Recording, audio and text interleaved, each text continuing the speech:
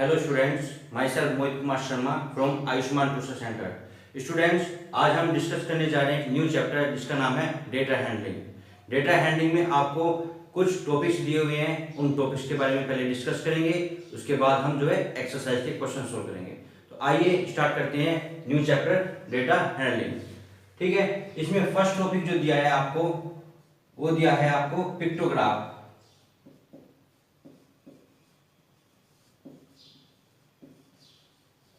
Pictograph, ये pictograph होता क्या है?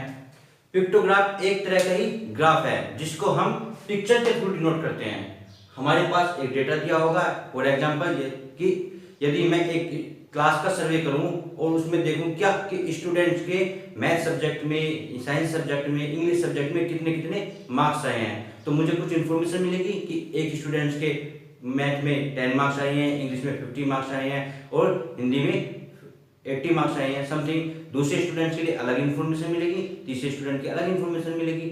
उन इन्फॉर्मेशन को हम पिक्टोग्राफ में जब शो करते हैं तो हम पिक्चर्स के थ्रू दिखाते हैं। ठीक है, एक एग्जांपल और लेता हूं। जैसे कि मैंने क्या कहा, हमने कहा कि एक शॉप है, उस शॉप पे जो शॉप का मालिक है उसने अपने नौकर को क्या कहा कि हमारे पास कुछ पेंसिल्स हैं, उन पेंसिल्स का आप डेटा निकालिए कि मंडे को कितनी पेंसिल सोल्ड हुई, ठीक है, ट्यूसडे को कितनी पेंसिल सोल्ड हुई, वेडनेसडे को कितनी पेंसिल सोल्ड हुई, और उसको पिक्टोग्राफ के थ्रू हमें दिखाना है। तो आइए देखिए कैसे करते हैं। मैं पेंसिल लेता हूं, हमारे पास हम लेते हैं कि डेटा दिया हुआ है हमारे पास कि मंडे को 30 पेंसिल्स, ठीक है ना, 30 पेंसिल सोल्ड हुई। ट्यूसडे को 40 पेंसिल्स, वेडनेसडे को 25 पेंसिल्स, थर्सडे को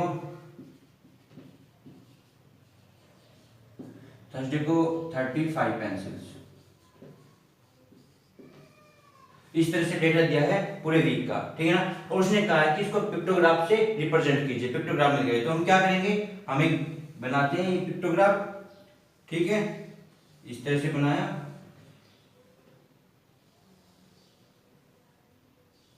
यहां पे हमने लिए नंबर ऑफ डेज या डेज लिख देते हैं, ठीक है। यहां पे लिए हमने नंबर ऑफ पेंसिल्स, ठीक है। अब पेंसिल्स है, क्योंकि हमें पिक्टोग्राफ बनाया तो हमें एक पिक्चर लेनी होगी। हम पेंसिल को एक पिक्चर के थ्रू हम देख लेते हैं, टेक, एक स्केल ले लेते हैं, टेक, एक पेंसिल बनाई हमने, ठीक है। ये इसको मान लिया हमने कितने हैं, 10 पेंसिल्स, ठीक है ना। इसको मैंने क्या लिया, ये पिक्चर हो गई हमारी 10 पेंसिल्स।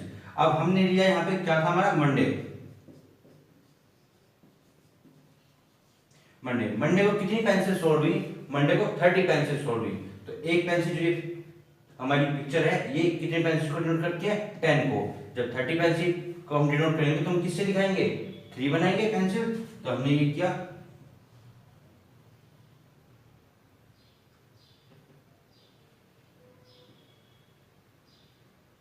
1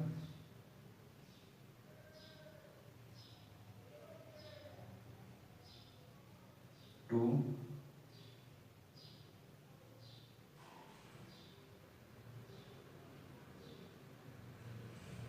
3, ठीक है ना।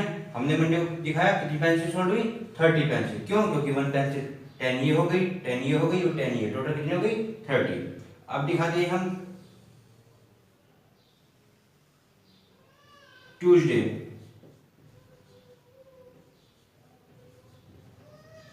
ट्यूसडे को कितनी हुई है हमारी, 40 पेंसिल। तो हम क्या करेंगे, 10 पेंसिल हमारी ये हो गई,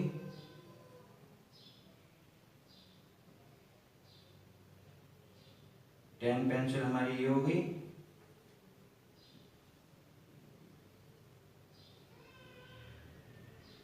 10 पेंसिल हमारी ये हो गई, और इसी प्रकार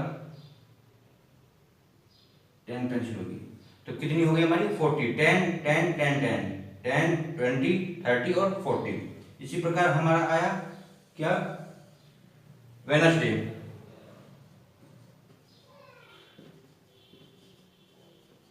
वेडनेसडे को कितनी हुई, 25। तो देखिए 25 हमने क्या किया, पेंसिल बनाई, ये बनी, हमने पेंसिल बनाई 10 20, ठीक है ना। हमारी 20 तो बन गई, क्योंकि एक पेंसिल जो है 10, एक जो ये चित्र है ये 10 पेंसिल के इक्वल है। तो जब इसको हम हाफ करेंगे तो हाफ 5 के इक्वल होगा, तो 10 हमारी ये हो गई। तो हाफ करने के लिए हमें क्या करना होगा, हमने ऐसा किया और ये हमारी हाफ बन गई, ठीक है। इसको ऐसे कर लीजिए, ये हमारी हाफ पेंसिल बन गई। कितने हो गए, 10 10 20 और 5 25। इसी प्रकार हमारा आता है नेक्स्ट, क्या है, थर्सडे।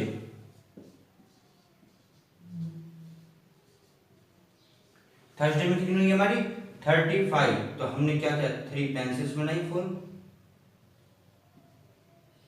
10 20 30।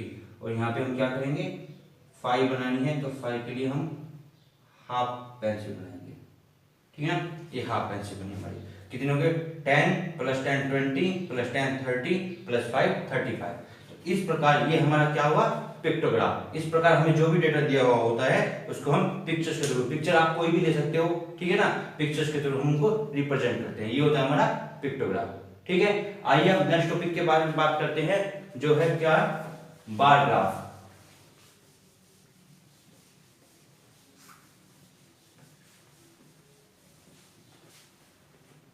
टॉपिक क्या है हमारा, दूसरा, सेकंड टॉपिक है हमारा बार ग्राफ।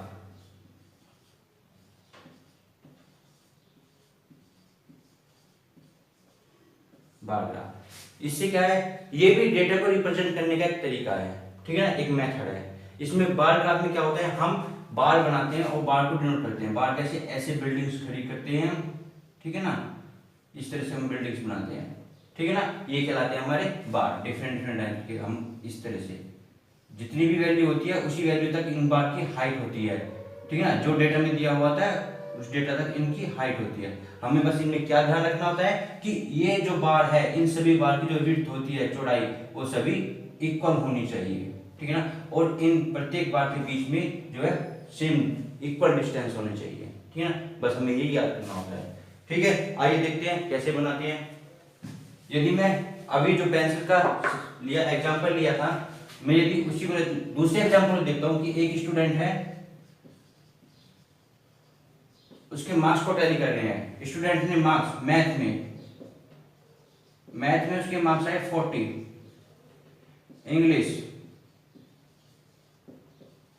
इंग्लिश में मार्क्स आए उसके 55, हिंदी में मार्क्स आए उसके 70, साइंस में मार्क्स आए उसके 85। ये आपको एक डेटा दिया हुआ है, ठीक है ना। इस डेटा को हमें बार ग्राफ पे रिप्रेजेंट करना है। तो हम कैसे बनाएंगे, हमने ये ग्राफ बनाया है, इस तरह से हम ग्राफ ड्रॉ करते हैं, ठीक है ना। इधर हम क्या लेते हैं, सब्जेक्ट, और इधर क्या लेते हैं, मार्क्स, ठीक है ना। इस तरह हम एरो करके ये दिखाते हैं, ताकि जब हम ग्राफ को पढ़े तो हमें पता हो कि हम ओरिजेंटल लाइन पे क्या ले रहे हैं और वर्टिकल लाइन पे ले रहे हैं। ये क्या कहलाता है हमारा एक्स एक्सिस, और ये कहलाता है हमारा वाई एक्सिस, ठीक है। अब हम क्या करते हैं, यहां पे लिया हमने मैथ, यहां पे लिया हमने इंग्लिश,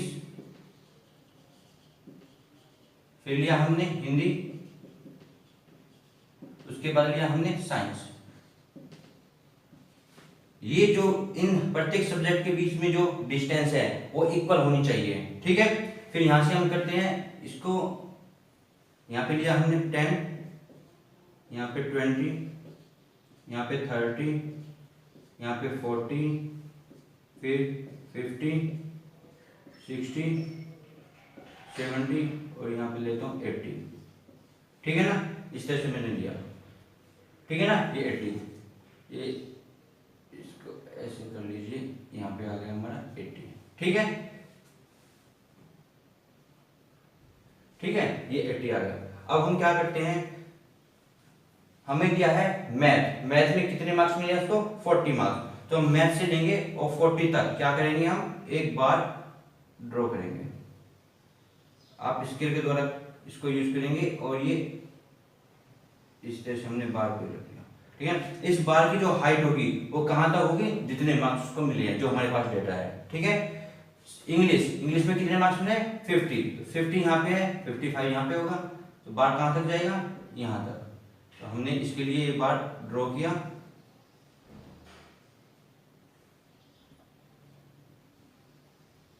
ये बार ड्रॉ किया, ठीक है ना। इसकी हाइट कहां तक है 55 तक। फिर आया हिंदी, हिंदी में 70 तक, हिंदी में मार्क्स कितने आए 70, तो 70 यहाँ पे आएगा, तो 70 तक हमने क्या किया, बार ड्रॉ किया इस तरीके से। फिर आया साइंस, साइंस में 85, 80 यहाँ पे है तो 5 यहाँ तक आ जाएगा, ठीक है ना। हमने 85 तक ये ड्रॉ किया, ये हमारा क्या बना, ये हमारा बार ग्राफ बना। बस हमें क्या ध्यान रखना है, एक ये जो बार बने हैं इनकी विड्थ, इनकी चौड़ाई इक्वल होनी चाहिए और प्रत्येक बार के बीच में इक्वल डिस्टेंस होनी चाहिए, ठीक है ना। ये जो बार की हाइट होती है वो हमारे डेटा को रिप्रेजेंट करती है। जैसे यहाँ पे मैथ, मैथ में कितने मार्क्स है 40 तक, अब क्या है इसकी हाइट कितनी है 40 तक है, तो मैथ में मार्क्स आए हैं 40। इंग्लिश की हाइट कहाँ तक है 55 तक, इंग्लिश में मार्क्स आए हैं 55। हिंदी का जो बार है उसकी हाइट है 70 तक, तो हिंदी में मार्क्स कितना है 70, और साइंस की हाइट जो है वो है 85 तक, तो साइंस में कितने मार्क्स हैं 85। इस तरह हम डेटा को बार ग्राफ से रिप्रेजेंट करते हैं। ये बार ग्राफ हमारा होता है जिसमें हम बिल्डिंग्स स्टैंड करते हैं, ठीक है ना। इसी के अलावा हमारा तीसरा जो आता है टॉपिक वो आता है डबल बार ग्राफ।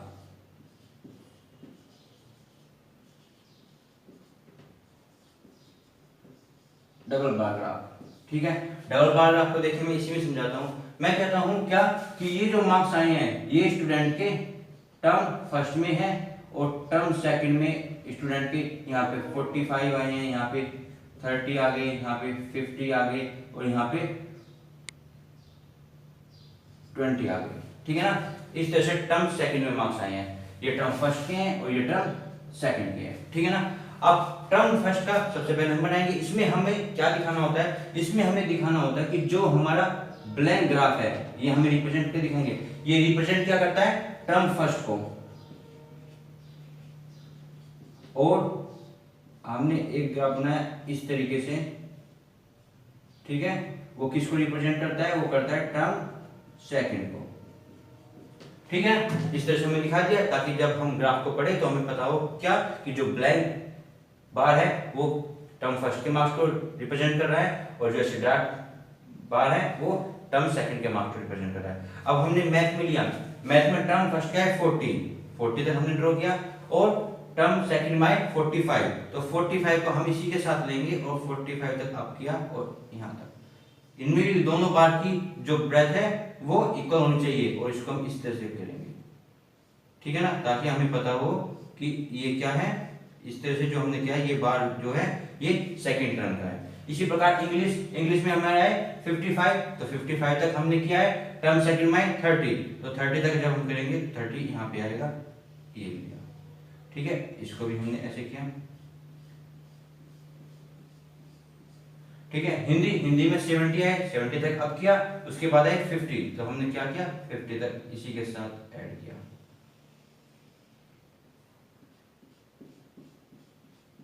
ये हमारा क्या बनता है, ये बन जाता है हमारा डबल बार ग्राफ। ऐसे साइंस में 85 है, फिर आए हमारे 20, तो यहाँ पे हमने टर्म सेकंड के मार्क लिखा है 20। इस प्रकार हमारा क्या बन जाता है डबल बार ग्राफ, मतलब हर सब्जेक्ट के, ठीक है ना, फर्स्ट टर्म के भी दो डेटा है, हर सब्जेक्ट के रिगार्डिंग 2 डेटा आ जाए, ये फर्स्ट टर्म फर्स्ट का, ये टर्म सेकंड का। इंग्लिश के लिए term first term to second, Hindi के लिए term first term second, science के लिए टर्म फर्स्ट और टर्म सेकंड। तो ये हमारा होता है डबल बार ग्राफ। इसमें हमें क्या याद रखना होता है कि जो बार बन रहे हैं इनकी ब्रेथ इक्वल होनी चाहिए और इनके बीच में इक्वल डिस्टेंस होनी चाहिए। ये होता है हमारा डबल बार ग्राफ, ठीक है। अब आता है हमारा नेक्स्ट टॉपिक,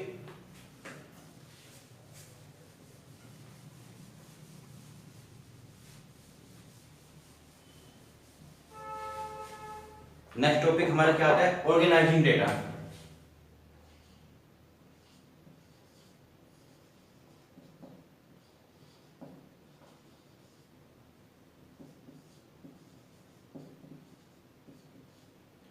ऑर्गेनाइजिंग डेटा क्या होता है? ऑर्गेनाइजिंग डेटा होता है कि हमें एक डेटा दिया हुआ है, वो अच्छी तरह से कंजेस्टेड हो रहा है, हम उसको अच्छी तरह से मेजर नहीं कर पा रहे हैं, तो उसको ऑर्गेनाइज कैसे करते हैं। जैसे कि हम लेते हैं कि हमारे पास 3 नंबर हैं MON, ठीक है ना, कोई भी डेटा हो सकता है, हमने 3 नंबर का डेटा लिया, ठीक है ना, और ये नंबर किस प्रकार से आ रहे हैं, पहले आ गया M, फिर N, फिर O, फिर N O M O N O M O M N O, इस तरह से डेटा देता है। तो हम इसको ऑर्गेनाइज कैसे करेंगे, किस तरह एक सिस्टमेटिक तरीके से इसको सुव्यवस्थित करेंगे। देखिए इसको ऑर्गेनाइज करने का तरीका क्या होता है, हम यहाँ पे सबसे पहले टेबल बनाते हैं। टेबल में हम क्या लेते हैं, फर्स्ट में लेते हैं अल्फाबेट्स। क्यों? क्योंकि MON अल्फाबेट से है, हम कोई भी लिखते हैं, नंबर्स ले सकते हैं, नंबर्स लिखेंगे जो भी डेटा दिया उसके रिगार्डिंग, ठीक है। फिर यहाँ पे लिखते हैं हम tally marks,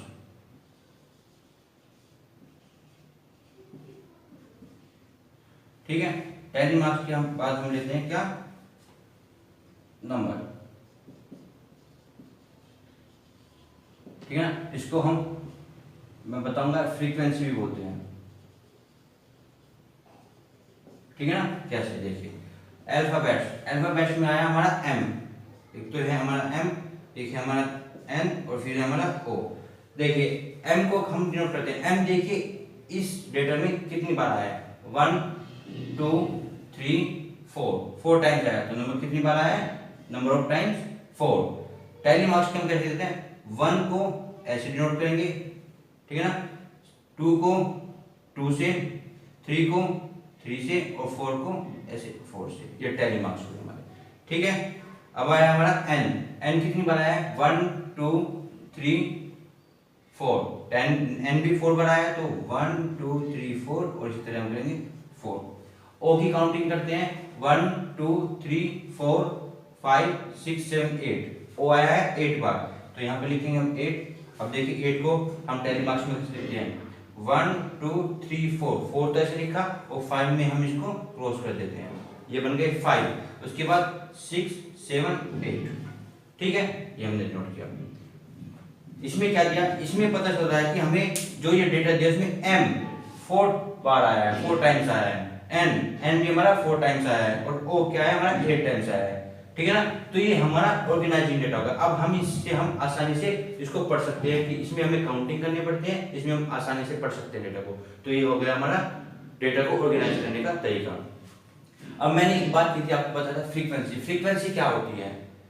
frequency is a number of times, ठीक है ना, नंबर ऑफ टाइम्स होता है when number of times of a number occur in that data, एक नंबर का कि वो उस डेटा में कितनी बार आ रहा है, रिपीट हो रहा है। जैसे M की फ्रीक्वेंसी क्या हुई 4, इसका मतलब क्या है कि M जो ये डेटा है इसमें 4 टाइम्स आ रहा है, बार बार रिपीट हो रहा है। N की फ्रीक्वेंसी क्या है 4 टाइम्स, तो क्या है N इस डेटा में 4 बार रिपीट हो रहा है, इसलिए O का क्या है 8 क्या हुई फ्रीक्वेंसी इसकी कि 8 जो है O जो है इस डेटा में 8 बार आ रहा है, ठीक है। तो ये होती है हमारी फ्रीक्वेंसी क्या है, frequency is the number of times of an number या ऑफ एन अल्फाबेट, किसी भी आर्टिकल्स का, of a number occurred in the data में वो जितनी बार रिपीट हो रहा है वो नंबर ऑफ टाइम्स क्या कहलाएगी, नंबर्स की फ्रीक्वेंसी कहलाएगी, ठीक है। ये होता है हमारा ग्रुपिंग डेटा, ऑर्गेनाइजिंग डेटा। अब आते हैं हम नेक्स्ट टॉपिक पे जिसका नाम है ग्रुपिंग डेटा।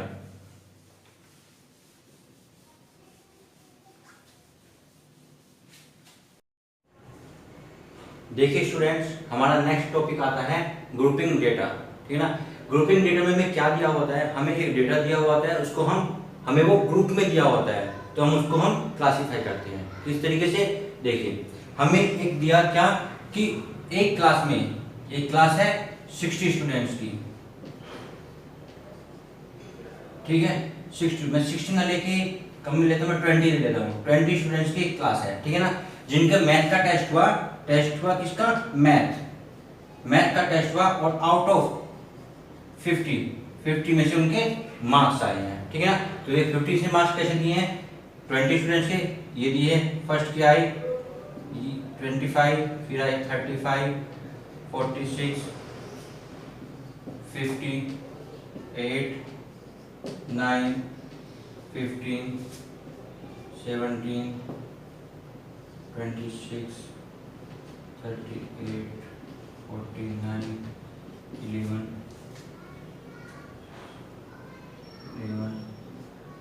15, 19, ठीक है ना। 1 2 3 4 5 6 7 8 9 10 11 12 13 14, और उसके बाद हम लेते हैं यहाँ पे हो गया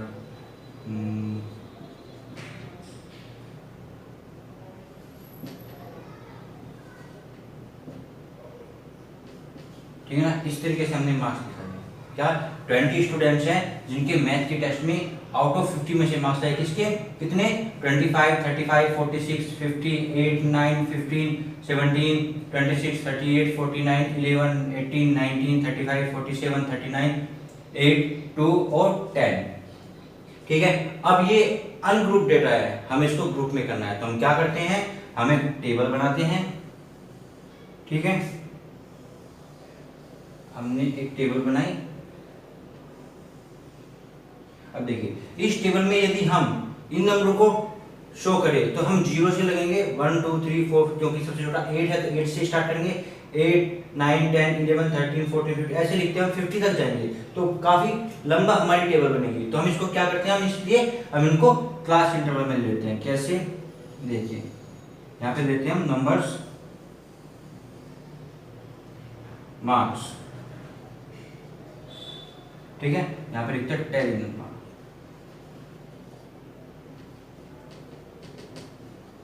ठीक है।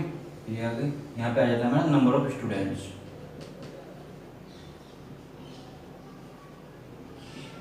ठीक है ना। अब देखिए मार्क्स हम क्या लेते हैं, हम ग्रुप बना लेते हैं 0 से 10, 0 से 10 के बीच में जितने बच्चों के नंबर आए उनके निकालेंगे कितने बच्चे हैं। ऐसे ही हमने लिया 10 से 20, इसी प्रकार लिया हमने 20 to 30, और ऐसे ही करते हैं हम 30 to 40, और फिर लास्ट में आ जाता है हमारा 40 to 50, क्योंकि आउट ऑफ 50 है, मैक्सिमम 50 मार्क्स आ सकते हैं। अब इनको डिनोट करते हैं, देखिए 0 से 10 तक कितने बच्चों के मार्क्स आए, 1 2 3 और 4। अब आप 10 दोगे, 10 को कभी भी हम इसमें नहीं लेंगे, ठीक है ना, वो मैं बताता हूँ कैसे, आगे देखिए। सबसे पहले क्या है, 1 2 3 4, 4 स्टूडेंट्स ऐसे हैं जिनके मार्क्स 0 से 10 तक आए हैं, 0 और 10 के बीच में, ठीक है ना। कितने आए हैं, 1 2 3 4, तो यहाँ पे लिखे नंबर स्टूडेंट्स 4, पहले मार्क्स में कैसे दिखाएंगे, 1 2 3 4, ठीक है।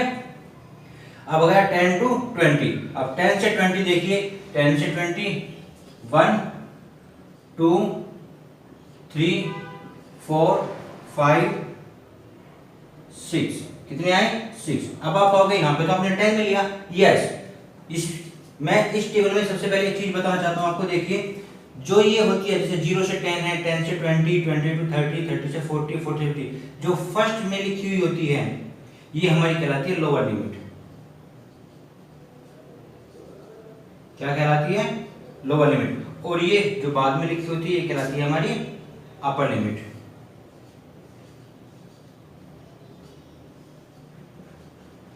ठीक है। तो जैसे 10 है, 10 यदि यहाँ पे अपर लिमिट में है तो हम इस क्लास इंटरवल में इसको इंक्लूड नहीं करेंगे। कब करेंगे हम 10 को, 10 जब हमारा लोअर लिमिट में आएगा, ठीक है ना। यदि लोअर लिमिट में आता है तो हम इसको इंक्लूड करेंगे। और ये जो हमारे इंटरवल होते हैं 0 से 10, 10 to 20, 20 to 30, ये हमारा क्या कहलाता है, क्लास इंटरवल,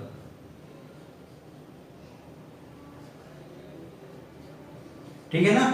ये जो हमारी फर्स्ट लिखी हुई है इंटरवल में, क्लास इंटरवल में जो फर्स्ट रो लिखी हुई है ये कहलाती है हमारी लोअर लिमिट, और सेकंड में जो लिखी है ये कहलाती है अपर लिमिट। जैसे इसमें 0 to 10, इसमें लोअर लिमिट क्या है 0 और अपर लिमिट क्या है 10। 10 to 20 में लोअर लिमिट है 10 और अपर लिमिट है 20। 20 to 30 में लोअर लिमिट है 20 और अपर लिमिट है 30। और जो ये होती है ये कहलाते हैं हमारे क्लास इंटरवल। क्या कहलाते हैं? Class interval. ठीक है, अब यहां से हमने 10 to 20 में लिया, 10 to 20 में हमारा क्या आया 1 2 3 4 5 और 6। 6 आया तो हमने 6 लिखे, तो कैसे लिखेंगे डायरी मार्क्स में 1 2 3 4 5 और 6।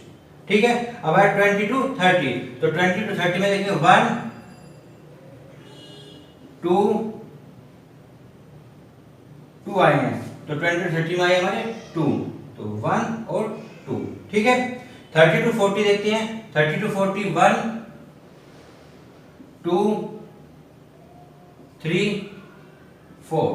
ठीक है ना, कितने आए 4, तो 1 2 3 4। ऐसे 40 to 50 देखते हैं, तो 1 2 3 4, ये भी हमारे 4 आए, तो इनको भी हम 4 लिखते हैं 1 2 3 4।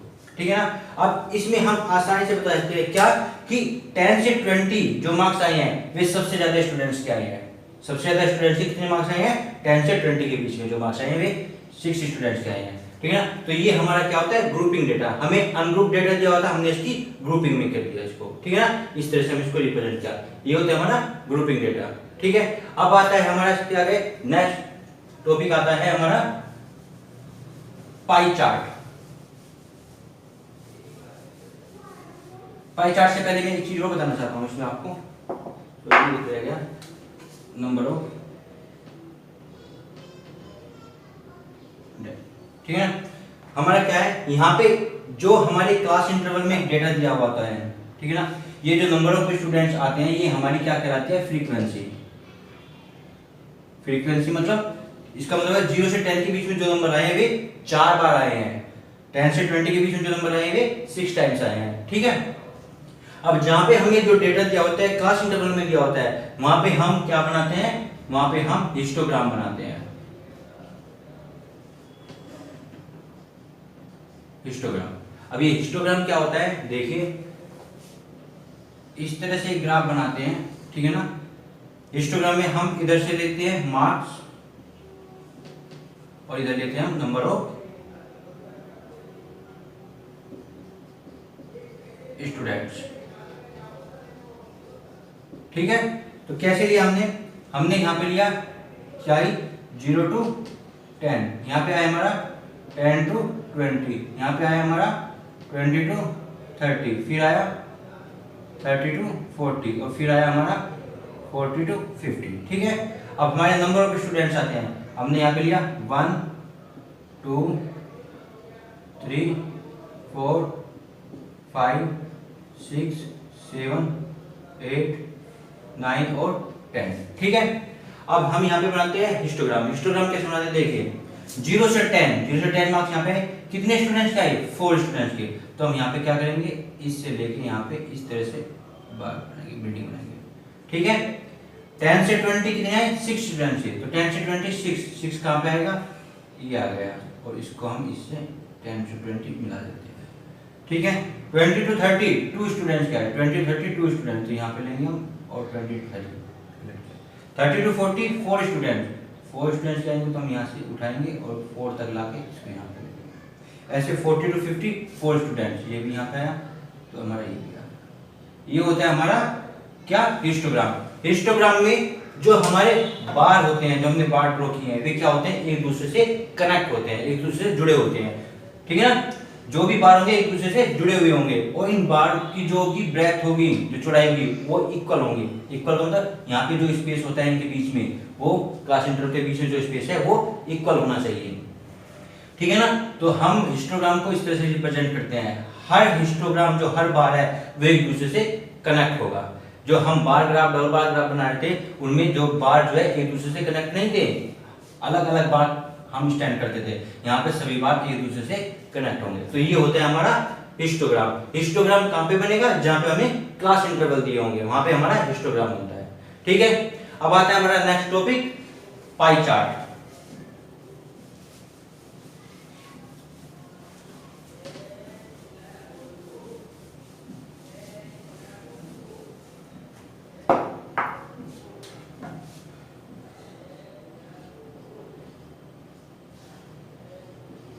पाई चार्ट, इसको हम सर्किल ग्राफ भी बोलते हैं। क्यों? क्योंकि ये जो पाई चार्ट होता है ये हमेशा एक सर्किल पे बनाया जाता है, ठीक है ना, ये हमेशा एक सर्किल पे बनता है, ठीक है ना। जैसे मैंने गेम्स लिए, मैंने 3 गेम्स ले लिए। क्या लिया? फर्स्ट लिया हॉकी, फिर लिया क्रिकेट और फिर लिया फुटबॉल, ठीक है ना। इनके हमने एक डेटा दिया क्या कि हॉकी जो है 50% स्टूडेंट, एक हमने स्कूल का सर्वे किया, उसमें देखा कि 50% स्टूडेंट तो हॉकी पसंद करते हैं, 25% स्टूडेंट क्रिकेट पसंद करते हैं और 25% स्टूडेंट्स ही क्या करते हैं? फुटबॉल खेलना पसंद करते हैं। तो जब हम ग्राफ बनाते हैं तो किस तरह से बनाते हैं? एक तो हमें दिया हुआ था, यहाँ से हम आसानी से पढ़ सकते हैं क्या कि यदि ऐसे दिया है, इस तरह से ग्राफ दिया है, ठीक है ना, इस तरह से ग्राफ दिया है, ठीक है। तो यहाँ पे दिया, ये दे दिया आई होप 35% और इसमें दे दिया हमने फुटबॉल, ठीक है। यहाँ पे दे दिया हमने हॉकी 25%, ठीक है ना। फिर आगे क्या हुआ? यहाँ पे ले लिया हमने 40% क्रिकेट, ठीक है। तो ये हमें दिखाता है क्या कि फुटबॉल को 35% स्टूडेंट्स पसंद कर रहे हैं, हॉकी को 25% कर रहे हैं और क्रिकेट को 40% पसंद कर रहे हैं। और जब हमें ये ग्राफ पाई चार्ट बनाना होता है तो हम उसको किस तरह से बनाते हैं वो मैं आपको बताता हूँ, ठीक है। देखिए सबसे पहले हमें, मैं कहता हूँ यही डेटा दिया हुआ है हमें, तो हम क्या करते हैं? एक टेबल बनाते हैं। हमने एक टेबल ड्रॉ की, उस टेबल में फर्स्ट में लेते हैं हम गेम्स। गेम्स कितने हो गए? हॉकी,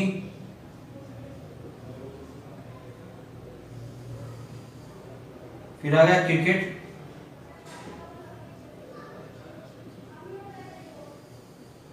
और उसके बाद आता है फुटबॉल, ठीक है। इसके बाद गेम्स हो गए हमारे, फिर आता है स्टूडेंट्स, ब्रैकेट में लिखते हैं इन परसेंटेज क्योंकि परसेंटेज में दिया है, ठीक है। तो परसेंटेज के लिए हॉकी कितने परसेंट करते हैं? 50%, क्रिकेट 25% और फुटबॉल भी 25%, ठीक है ना। तो हम सबसे पहले क्या करते हैं इस टेबल में, ये तो हमें दिया हुआ है, ठीक है ना। इसके बाद हम सबसे पहले करते हैं फ्रैक्शन, जो परसेंटेज दी हुई है उनको हम फ्रैक्शन में कन्वर्ट करते हैं। किस तरीके से? देखिए 50% दिया है तो फ्रैक्शन में करने के लिए इसको क्या करेंगे? 50/100, ये होता है 50/100 ही, ठीक है ना। 50% में तो क्या आएगा? 51 जा 50, 52 जा 100, कितना आया? 1/2, ठीक है। 25 को कैसे करेंगे हम? 25/100 इक्वल टू कितना आएगा? 1/4, इससे कट करेंगे ऐसे 25/100, ये कितना आएगा? 1/4 जब इसको कट करेंगे, ठीक है। इसके बाद आता है हमारा सेंट्रल एंगल।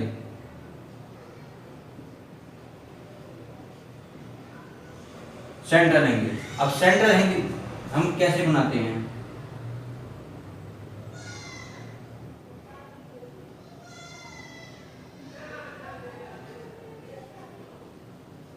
सेंट्रल एंगल कैसे बनाते हैं? हमें पता है कि सर्किल में जो पूरा एंगल होता है वो होता है कितने का? 360 डिग्री का। तो देखिए हम कैसे करते हैं? फ्रैक्शन में हम मल्टीप्लाई कर देते हैं किससे? 360 डिग्री से, ठीक है ना। तो हमारा क्या बन जाता है? हमारा सेंट्रल एंगल। अब हमें यहाँ पे क्या मिलेगा? 180, डिवाइड करेंगे तो कितना आएगा? 180, ठीक है ना। 1/4 मल्टीप्लाई 360 डिग्री, यहाँ से क्या आएगा हमारा? 90 डिग्री, ठीक है। ऐसे ये करेंगे 1/4 मल्टीप्लाई 360 डिग्री, कितना आएगा?